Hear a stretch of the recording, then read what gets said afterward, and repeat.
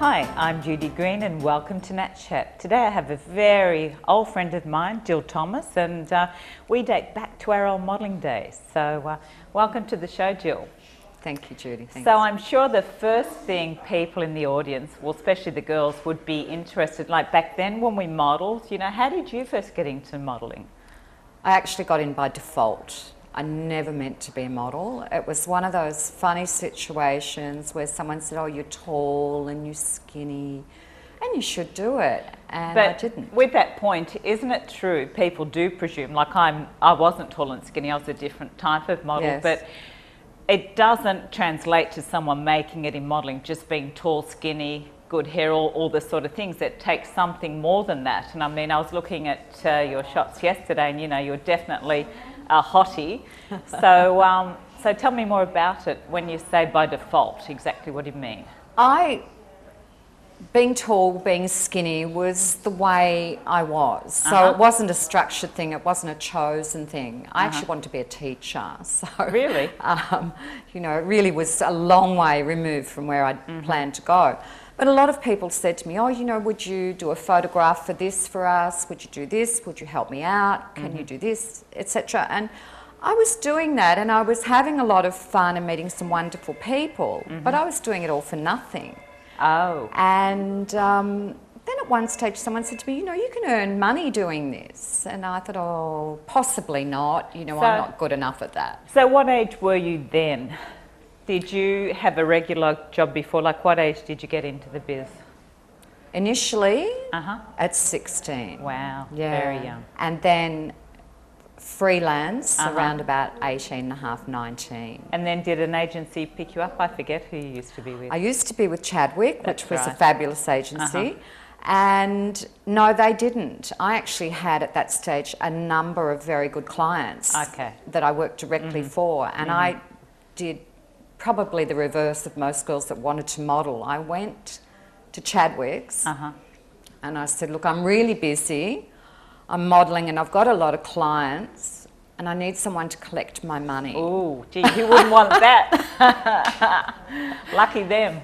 You know, I had Channel 10 and a number of other commercial clients that I was being booked with regularly, and in those days, you know, you were after doing the jobs, and then all of a sudden I thought, gee, I need someone to collect my money. So they said of all the people that they'd put on their books, they'd never had anyone approach them that way. See, I can see with you, now looking back on your photos, like there are different types of modelling. There are photographic, catwalk, body, parts models. Now, you know, well you can see you have wonderful hands, you know, feet, long legs, good hair, I mean everything. So I could see why you just took off so easily.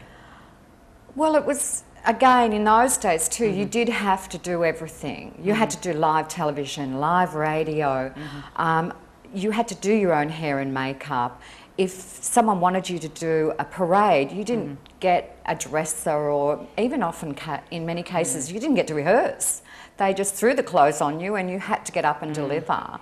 But it was a wonderful learning experience and with great people. But as I progressed within the industry, they then discovered, you know, that I had great hands. Apparently that was a very good feature, which I thought, well, your hands are just attached, you know, you don't really look at them. But then the legs... Like, my hands are special. And in those days, it wasn't like today where you've got, you know, the ability to have your nails fixed or all the technical things. Sure, you had what you had. Yeah, you couldn't do that. They had to be real, and my nails were real, and they were quite amazing. And I always used to say, if I could chop myself up into little bits and go, that can do a parade, and I can take my hands over here, and then my legs can go over there, and then I could do the swimsuits and the commercials. It would have been fabulous. I would have been making a fortune from my bits, but you had to take your whole body when you were working in a hand commercial.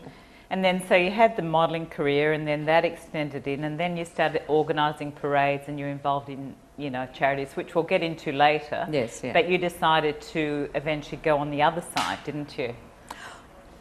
In a lot of cases, a lot of models do that because they say you're too old at 23, 25, 26, whatever age. Exactly. And, you know, we do age, and they still promote that very, very young look. I was probably lucky that some of my clients continued to use older models because of their particular... And experience. And the branding, you know, so you didn't really want an 18-year-old in a particular brand that wanted to perhaps target to a 30, 40-year-old woman. Right, so some of them kept me on. But occasionally they'd say, well, you know, why don't you put the parade together? And having done thousands of them, you know it backwards. And... then you start to treat. But see, you had the head for that. Like, you think, like, a lot of people do parades, they do modelling, and some just, you know, get married, have children, do all that. Some people do that plus stay in the business. But I mean, you obviously had the potential and the head for bringing things together, and that's why I know with so many of the charities, you know, that you've organised, as you say, parades and different things like that. So I mean, you sort of got that entrepreneurial sort of thing about you? It's like a logical brain, I think. You know, with modelling, you, especially in those days, we had to have all 100 pairs of shoes, 100 belts. In a change situation, in a parade, you've got a minute maybe to change all your clothes, your hair, your earrings and everything else. And if you don't know where they are, it's no point saying, oh, hi mum, can you find that for me? Because it's impossible. And so it's a natural progression to be really, really organised, I suppose. But I was even pregnant. No, I was going to say, in the meantime, you had your boy, Jess. So you were in fact, you did show me a photograph. I think you said you were 3 months pregnant.